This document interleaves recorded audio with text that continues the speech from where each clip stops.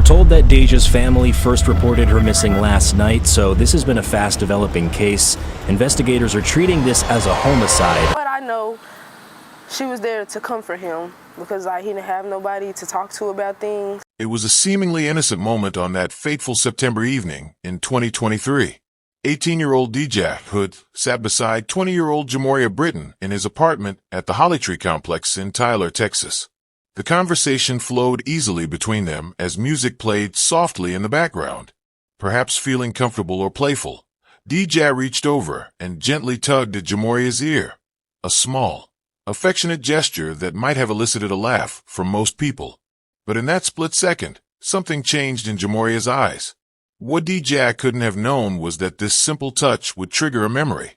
A painful reminder of his ex-girlfriend who used to do the same thing. The playful tug at his ear, lasting no more than a moment, awakened something dark within him.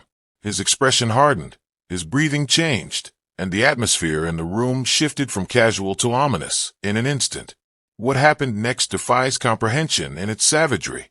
According to police reports, Jamoria Britton exploded into what he later described as a fit of rage. He grabbed a wine bottle and smashed it against Dejah's head with devastating force. As she fell, disoriented and terrified, he wrapped his hands around her throat, squeezing the life from her. But even this wasn't enough to satisfy his inexplicable fury. Britton reached for a hammer and struck Dejah repeatedly until the handle broke off in his hands. The brutality didn't end with her death. Britton wrapped Dejah's body in a sheet and dragged her down to a ravine behind the apartment complex, discarding her as if she were nothing. The footprints leading to her final resting place would later become crucial evidence. This wasn't a crime of opportunity or a heated argument gone wrong. This was a methodical obliteration of a young woman's existence for the most trivial of reasons. As I take you through this horrific case, ask yourself, how can a simple playful gesture trigger such deadly rage? What invisible line was crossed in Jamoria's mind that day? This story isn't just about a murder. It's about recognizing the hidden dangers that might be lurking beneath seemingly normal interactions. If you've ever wondered about the warning signs of potential violence, stay with me throughout this video. Have you ever known someone who reacted disproportionately to a minor trigger? Share your experiences in the comments below, and let's discuss how we can better identify these dangerous situations before they escalate to tragedy. In today's video, you'll learn critical safety strategies that could save your life or the life of someone you love. We'll examine the psychological triggers behind explosive violence and how to recognize them before it's too late. I'll share expert insights on identifying relationship red flags that Dejah might have missed and practical steps you can take when you sense danger. By the end of the story, you'll understand how to trust your instincts when something feels wrong, how to safely exit potentially volatile situations, and which resources are available if you or someone you know might be at risk. Knowledge is power, and in cases like Dejah's, it could be the difference between life and death. Dejah Hood was just 18 years old when her life was brutally cut short, a young woman standing at the threshold of adulthood with endless possibilities before her. Those who knew her described Dejah as vibrant and full of life, with a smile that could light up any room she entered. She had recently graduated from high school and was beginning to map out her future, considering her options and dreaming of what might lie ahead. Friends recall her infectious laugh and the way she could find humor in almost any situation. Dejah had a natural talent for connecting with people, making friends easily wherever she went. She was known for her loyalty, the kind of friend who would show up without question when someone needed her. Her social media profiles, now painful digital memorials, showcase a young woman who loved music, enjoyed fashion, and treasured time spent with friends and family. Like many 18-year-olds, Dejah was navigating that complex transition between adolescence and adulthood. She was exploring her independence. She had good intentions. She had only positive intentions on everybody, while still maintaining close ties to her family. She had hopes and ambitions, personal goals she was working toward, and the energy and optimism of youth that made everything seem possible. Dejah wasn't just existing. She was actively building the foundation for the woman she would become. In Tyler, Texas, a city known for its rose gardens and tight-knit community, Dejah had established herself as a familiar face. The East Texas city of just over 100,000 residents provided the backdrop for her formative years. She had grown up navigating its streets, attending local schools, and forming connections throughout the community. Tyler's blend of small-town familiarity and growing urban opportunities had shaped her worldview. Dejah was active in her neighborhood and had built relationships across different social circles. She volunteered occasionally at community events, demonstrating her generous spirit. Local businesses knew her as a regular customer with a friendly demeanor. At church gatherings, family barbecues, and community celebrations, Dejah was often present, contributing to the social fabric of Tyler in her own way. When news of her murder spread through the community, it sent shockwaves through these interconnected networks. For many in Tyler, Dejah wasn't just a name in a headline. She was someone they had personally encountered in their daily lives. September 12, 2023 began as an unremarkable day for Dejah Hood. She woke up, scrolled through her phone, and prepared for the day ahead with no indication it would be her last. According to those who saw her that day, she wore her hair pulled back, dressed in jeans and a favorite t-shirt, comfortable clothes for what she expected to be a routine day. Dejah had made plans to meet up with Jamoria Britton that evening, someone she considered a friend. There was nothing unusual about this arrangement. They had spent time together before without incident. She texted a friend around 4 in the afternoon, mentioning she would call later to share details about a job opportunity she was exploring. She stopped by a local convenience store, chatting briefly with the cashier, who would later tell police that Dejah seemed perfectly normal, in good spirits. As the sun began to set over Tyler, Dejah made her way to the Hollytree Apartments, completely unaware that she was walking toward her own tragic end. Jamoria Jermaine Britton was 20 years old at the time he committed this heinous crime, a young man with a complex past that would ultimately factor into the tragedy. Born and raised in Tyler, Texas, Britton had experienced a childhood marked by instability. Former classmates described him as quiet and somewhat withdrawn, a person who kept to himself but wasn't particularly noted for troubling behavior during his school years. By 2023, Britton had established himself in the local community, working odd jobs and living independently at the Hollytree Apartments. On the surface, he appeared to be a regular young adult, finding his way in the world. He had no major criminal record prior to Dejah's murder, though court documents would later reveal he had experienced several volatile romantic relationships that had ended poorly. Casey, Sarah Evans says they weren't just best friends, but they were more like sisters. She says Dejah Hood was the most positive, genuine soul that will be missed by everyone. A best friend's worst nightmare. But it really just hurt my heart. It did. It hurt my heart that she had to sit there and suffer. Sarah Evans still feels like she's in a dream after hearing reports of her best friend Dejah Hood murdered on Tuesday. I've been making it. I've just been asleep, because every time I'm up, I think about it. I think about it every second of the day. She doesn't want Dejah to just be seen as a victim of violence, but wants the world to know the girl she's known since high school. She's like a mom. She has a mom mentality, like 100%.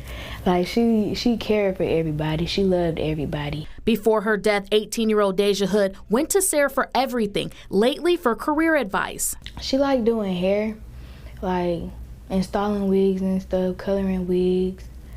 And she likes trying different stuff. The relationship was effortless with good moments. Both girls planning to move and live in a big city like Houston one day. Dreams cut short in the hands of someone else. He didn't only hurt her, he hurt a lot of people. He hurt a lot of people. Dejah's character and heart leaving a hole in Sarah's. She had good intentions. She had only positive intentions on everybody. At one point, Dejah couldn't imagine life without Sarah as she gets ready to go to the Navy. She was just like, she don't know what she gonna do. She don't know who she's gonna talk to. And she was just really gonna miss me and stuff. Now Sarah has to map out life without her best friend. Sarah says she will continue to do activities they used to do, one being going to the lake and journaling. K2K News will continue to keep the family and loved ones in our prayers as they begin this difficult journey. Casey, back to you. What wasn't visible to casual acquaintances was Britton's struggle with emotional regulation. Those who knew him more intimately noted his tendency to brood over perceived slights and his difficulty in processing rejection. He harbored deep-seated resentments, particularly toward an ex-girlfriend who had recently ended their relationship. This breakup had left emotional wounds that Britton couldn't seem to heal, wounds that festered beneath his outwardly calm demeanor, creating a psychological powder keg that needed only the smallest spark to ignite. Dejah Hood and Jamoria Britton weren't romantically involved. Their connection was what most would consider a casual friendship. They had met through mutual acquaintances approximately 6 months before the murder, occasionally crossing paths at social gatherings around Tyler. Text messages recovered from Dejah's phone showed a friendly, sometimes flirtatious rapport, but nothing indicating a serious relationship was developing between them. Friends later reported that Dejah viewed Britton as just a friend, and had mentioned to her closest confidants that she wasn't interested in pursuing anything more. She saw him as someone to hang out with occasionally, a part of her extended social circle rather than someone central to her life. For Dejah, visiting Britton's apartment that September evening was likely nothing more than a casual social call. What Dejah couldn't have known was that Britton may have harbored different expectations about their relationship. Court documents suggest he had begun to develop stronger feelings for her, feelings that remained largely unexpressed. The disconnect between his internal hopes and the reality of their friendship created a tension that simmered beneath the surface. When Dejah innocently tugged his ear, a gesture his ex-girlfriend used to make, these unresolved emotions collided with painful memories, creating a perfect storm of rage that would prove fatal for the unsuspecting 18-year-old. In retrospect, there were subtle warning signs in Britton's behavior that might have gone unnoticed or been dismissed as insignificant. Friends who knew both Dejah and Jamoria recalled instances where he displayed disproportionate reactions to minor frustrations, moments when his temper flared unexpectedly over trivial matters. One acquaintance remembered him punching a wall after losing a video game, an outburst that was laughed off as competitive spirit rather than recognized as poor impulse control. Britton's social media activity, later scrutinized by investigators, revealed concerning patterns. His posts occasionally contained veiled references to feeling betrayed or misunderstood, particularly after his breakup. He had developed a habit of idealizing women initially, then expressing bitter disappointment when they failed to meet his unspoken expectations.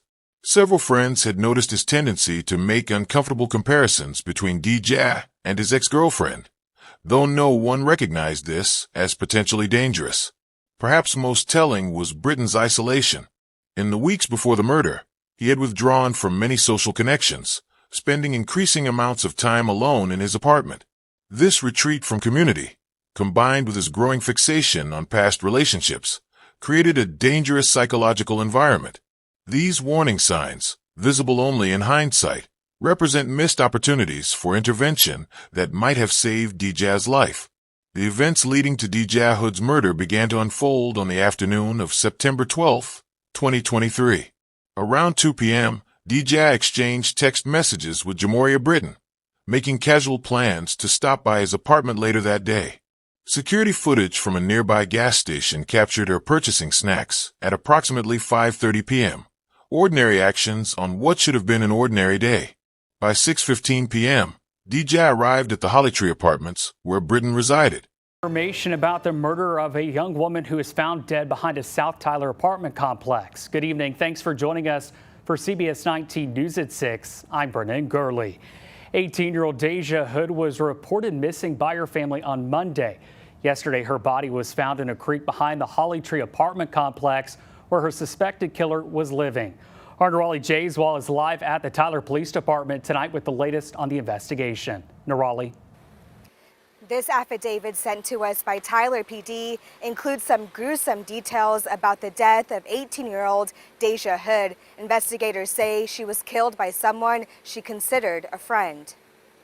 Even though he's been arrested, there's still a lot of follow-up. Jamaria Britton is charged with murder in the death of Dejah Hood. According to the arrest affidavit, he picked her up from her home and brought her to his apartment at the Holly Tree complex. Dejah was babysitting a 1-year-old child who came with her to Britton's apartment. Britton told investigators he went into a fit of rage after Dejah playfully tugged his ear, reminding him of his ex-girlfriend. The affidavit says he confessed to smashing her head with a wine bottle, choking her, and hitting her with a hammer until the handle broke off. He says he left the scene to return the 1-year-old baby to Hood's house. When he returned to his apartment, he found Hood still alive. That's when he told police he stabbed her multiple times. It was around just before 1 p.m. where they found the evidence behind one of the apartment buildings. That evidence included footprints leading to her body, which was found wrapped up in a sheet in the creek behind the complex. That led us to then take the suspect to the police department, where he was interviewed, and ultimately an arrest warrant was issued. Investigators say they also found evidence in Britton's car matching evidence recovered near Dejah's body. It's a very traumatic thing that happened, and our thoughts and prayers go out to the family. Britton was booked into the Smith County Jail for murder. His bond is set at $1,050,000. In Tyler, I'm Nirali Jaiswal with CBS 19. Nirali, thanks for that report. A neighbor later reported seeing her enter his ground floor unit, noting nothing unusual about her demeanor or the interaction. For approximately the next hour, everything appeared normal from the outside. Another resident recalled hearing music playing from Britton's apartment, a detail that suggested a routine social visit was taking place. Between 7 and 7:30 p.m., the situation took its fatal turn. According to Britton's later confession, this was when Deja playfully tugged at his ear during their conversation, unknowingly triggering his rage. The violent attack that followed likely lasted several minutes, though the exact duration remains unclear from the evidence. What is certain is that by 8 p.m., Dejah Hood was dead. The timeline continues with Britton's attempts to conceal his crime. Between 8:30 and 10 p.m., he wrapped Dejah's body in a bedsheet and dragged her down to the ravine behind the apartment complex. Surveillance footage shows him returning to his apartment alone at 10:12 p.m. and later making a trip to a 24-hour store to purchase cleaning supplies. By morning, he had attempted to eliminate evidence from his apartment, but the trail leading to the ravine and to his guilt remained. According to Britton's confession to Tyler police, the horrific chain of events began with what he described as an overwhelming fit of rage, triggered when Dejah playfully tugged his ear. This seemingly innocent gesture instantly transported him back to his relationship with his ex-girlfriend, who had frequently done the same thing. In that moment, past trauma and present reality collided catastrophically in Britton's mind. Investigators noted that Britton described experiencing a sensation. Jeremy, I'm unfortunately on the scene of every family's worst nightmare here in Tyler at the Holly Tree Apartments, where an 18-year-old girl was found discovered dead in the woods this morning. She was reported missing by her mother yesterday. Tyler police came this morning looking for her. The call came around 10 a.m. They found her around 1 p.m. She was discovered deceased in the woods. Her body was just taken away. Family was right behind me. It was a tough scene to be at as a reporter. And what we know as of now, there is one man who's being questioned at the Tyler Police Department. He has not been arrested at this moment, but he is being questioned by police. And Tyler police tell me that this is being investigated as a side, so there is some foul play here. We do know that she was also willingly at these apartments. We don't know what exactly led to her death. We do know that the Tyler police came to the scene, and we found her discovered at around 1 p.m. today. Her mother was the one who put in the missing persons request. I saw a Facebook post from a neighbor that there was an effort from the community to try and find her. Now I'm just getting the name here, Dejah Hood, 18 years old. We don't know what town she's from. I wasn't able to tell from police what town she was from, but she is deceased as of this now.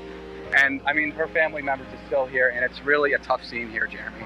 You know, they came out and her body was taken away, and it's every family's worst nightmare. She was down here, according to the family, she was picked up by this man, brought here, and then he's the last person to see her.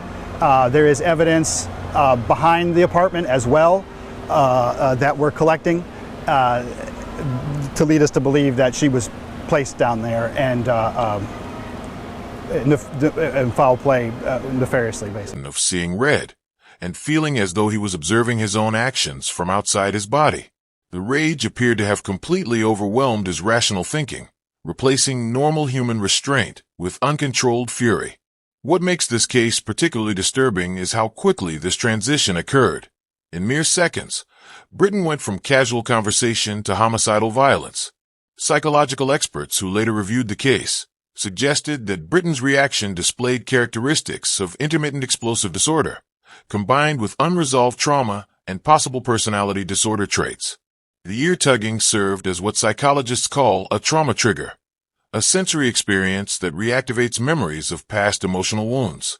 For Britton, this simple touch unleashed a torrent of suppressed emotions, anger at his ex-girlfriend, feelings of abandonment, and rage that had been building beneath the surface. Deja, entirely innocent of any wrongdoing, became the target for emotions that had nothing to do with her. The brutality of Dejah Hood's murder is difficult to comprehend. Court documents reveal that the attack began when Britton grabbed a wine bottle from a nearby table and struck Dejah in the head with tremendous force. The glass shattered on impact, causing immediate trauma and disorientation. Forensic evidence suggests that this initial blow likely rendered Dejah unable to defend herself effectively against what followed. As Dejah fell to the floor, stunned and bleeding, Britton escalated his attack by wrapping his hands around her throat. The medical examiner's report documented severe bruising and trauma to her neck, indicating prolonged strangulation with significant force. Britton later confessed that he maintained his grip for what felt like several minutes, watching as Dejah struggled for air. The extreme violence Jamoria Britton inflicted upon Dejah Hood represents what psychologists call a disproportionate rage response, a reaction wildly out of proportion to the triggering stimulus.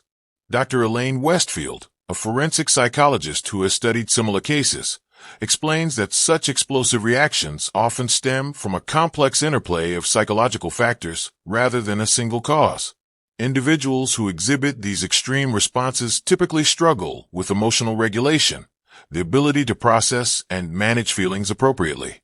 This deficiency can result from various sources, including childhood trauma, neurological differences, or personality disorders.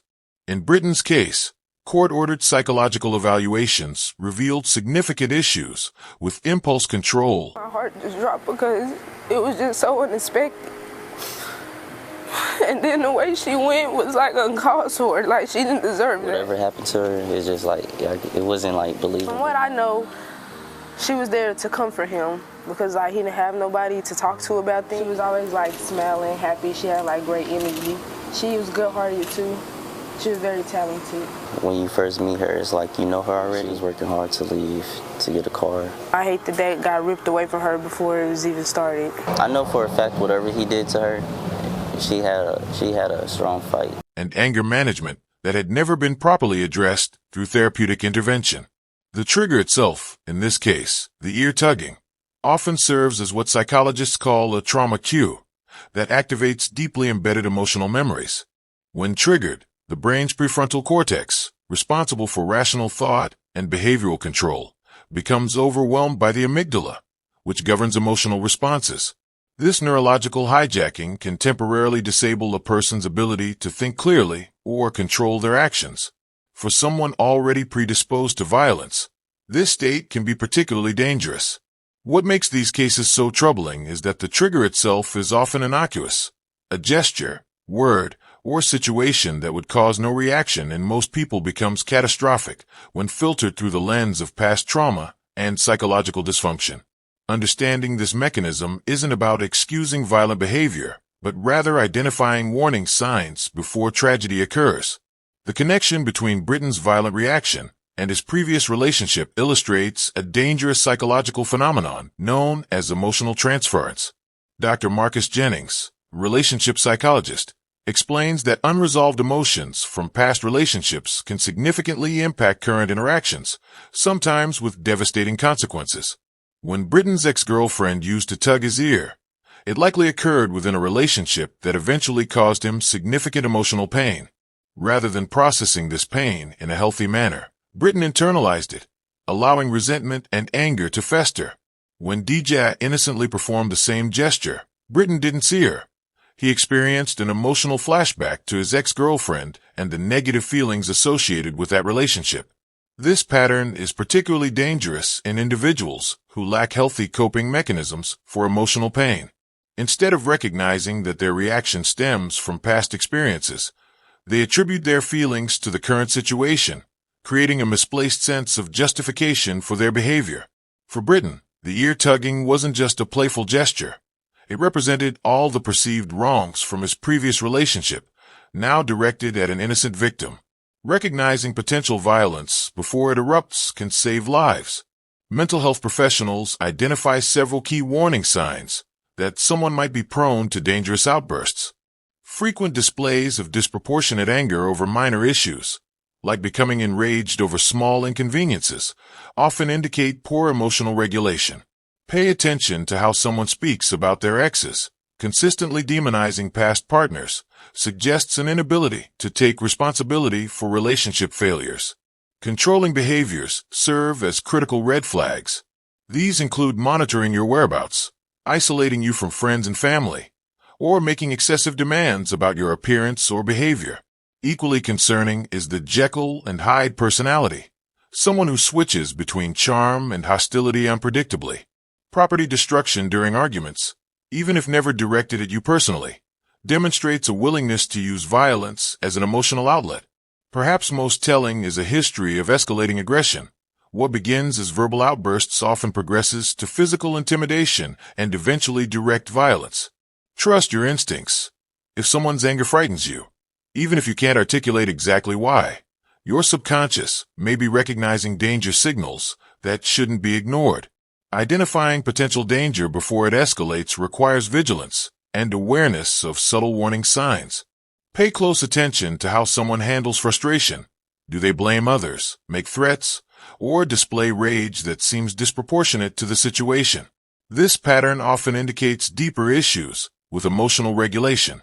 Another critical red flag is isolation tactics. When someone systematically attempts to separate you from friends, family, or support networks, they're creating an environment where abuse can flourish unchecked. Be wary of partners who demonstrate extreme jealousy or possessiveness under the guise of love or concern. Healthy relationships are built on trust, not surveillance or control. Similarly, take note of respect for boundaries. Someone who consistently ignores your comfort levels in small matters may be testing limits for larger violations later. Perhaps most importantly, trust your instincts.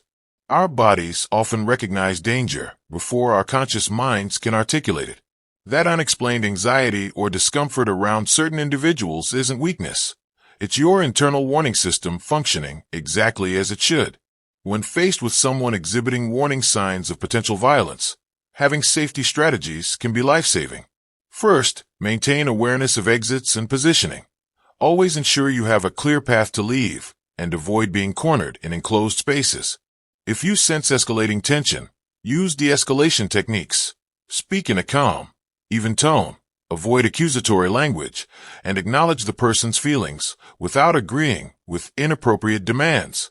Create a safety network by establishing code words with trusted friends or family that signal you need help without alerting the potentially dangerous person.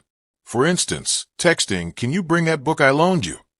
could mean call the police to my location.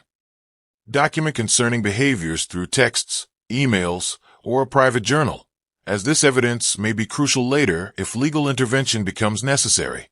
Most importantly, prioritize your safety over politeness or relationship preservation. It's better to appear rude by leaving abruptly than to remain in a situation that feels increasingly dangerous. Remember that violence rarely decreases without professional intervention. If someone has shown concerning behavior once, they're likely to repeat it. If you recognize warning signs in your relationship or someone else's, numerous resources can provide crucial support. The National Domestic Violence Hotline, 1-800-799-7233, offers 24-hour confidential assistance, including safety planning and referrals to local resources. Many communities have domestic violence shelters providing emergency housing, legal advocacy, and counseling services. For immediate danger, always call 911. Law enforcement can implement protective orders that create legal consequences for an abuser who attempts contact. Online resources like thehotline.org offer discreet support through chat functions and educational materials about healthy relationships. College campuses typically provide counseling services and Title IX resources specifically addressing relationship violence. Remember, reaching out isn't just seeking help. It's taking the first brave step towards safety and healing. Dejah's life ended at just 18 years old because of a simple, innocent gesture that triggered catastrophic violence.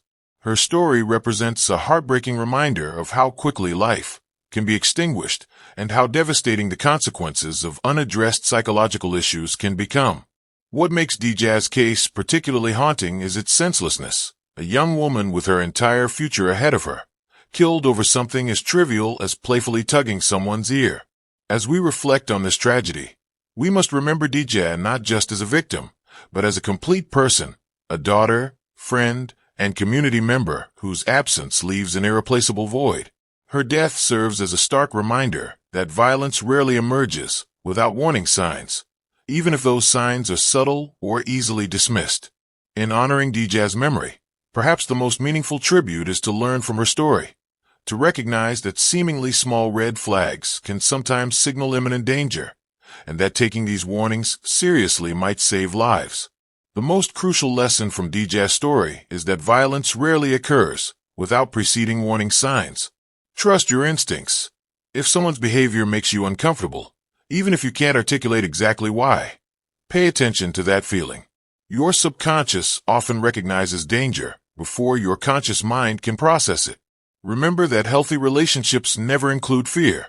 If you're walking on eggshells around someone, that's a significant red flag. Establish and maintain strong boundaries in all relationships. Someone who respects you will accept your limits without pushback or punishment. Create safety networks of trusted friends or family members who can provide perspective when you're unsure about a situation's danger level. Have emergency plans in place. Knowing exactly what steps to take if you feel threatened can make the difference between safety and tragedy. Perhaps most importantly, understand that you cannot fix someone with violent tendencies. Professional help is essential, and your safety must always take priority over attempting to rescue or rehabilitate someone displaying warning signs of potential violence. The murder of Dejah sent shockwaves through Tyler, Texas, transforming the community's sense of security. Local schools implemented additional counseling services to help students process the tragedy. Community forums on relationship violence saw attendance triple in the months following her death. The Tyler Police Department expanded its domestic violence response training, incorporating lessons learned from this case. Perhaps most significantly, Dejah's family established the Dejah Foundation in 2024, which funds awareness programs about relationship violence in East Texas schools. What began as an unthinkable tragedy has evolved into a movement for education and prevention, with many community members committed to ensuring that Dejah's death serves as a catalyst for meaningful change in how relationship violence is recognized and addressed. If this story impacted you, please like, share, and subscribe to help spread awareness. Your engagement doesn't just support this channel. It helps these crucial safety messages reach those who might desperately need them. One share could literally save someone's life by helping them recognize dangerous patterns in their relationships before it's too late. What safety measures do you take in your relationships? Have you ever noticed warning signs that made you step back from a potentially dangerous situation? Let me know in the comments below. Your experiences might provide the exact insight someone else needs to recognize danger in their own life. Together, we can create a community of awareness that prevents future tragedies.